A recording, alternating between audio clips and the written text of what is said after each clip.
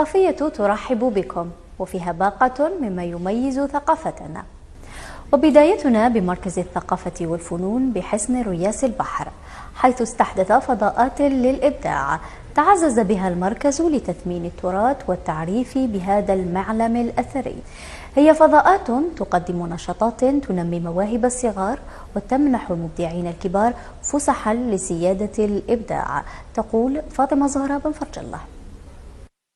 المقهى الأدبي لحصن رياس البحر فضاء للقاء مباشر بين الأدباء والنقاد مع عرض الإصدارات الجديدة. حنايا مع الدعم وكل الدعم لهذه الفضاءات، لانه نحن من الناس اللي كوني كما قلت لك كفنانه ينفعونا بزاف. الشعراء نتلاقوا فيهم بادبيين شعراء. الرياس الثقافي الحضن الفضاء الثقافي الآخر هو مخصص للنخبة، وهذا شيء جميل أن يكون هنالك فضاء للنقاش المعرفي والعلمي والنخبوي لكي يقدم إضافات معرفية ويقدم النتاجات الفكرية والإبداعية. مهم جدا أن نسوق لصورة الثقافة الجزائرية، خاصة تعزيز قيم المواطنة. مهم جدا أن أطفال شباب من خلال هذه النشاطات، من خلال كل هذه الأمور اللي تخدم التراث الثقافي الجزائري، أنه تعزيز الانتماء لهذا الوطن. واحد بعد خطوة اثنين.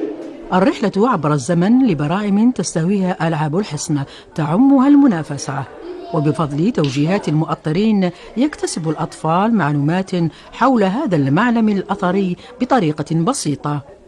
ليسباس تاع لي زونفون كاين الرسم ولي بوزل، عجبوني بزاف لي جو تاعهم، متنوعة الألعاب، أوراق، ألوان، أقلام رصاص، رسم، الكثير من نشاطات. جيت نلعب نستمتع بوقتي ونرسم وحنجي كل يوم هنا.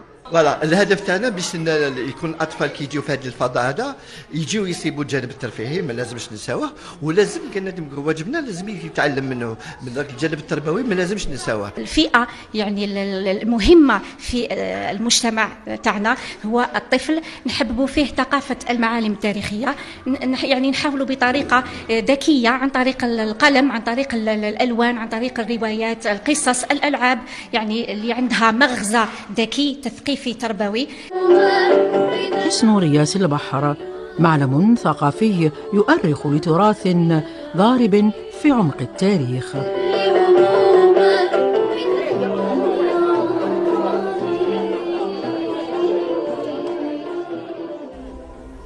الإبداع متعدد وأبو الفنون فضاؤه. المسرح الجهوي عزد المجوبي بعنابة أولى التكوين عنايته، فخلال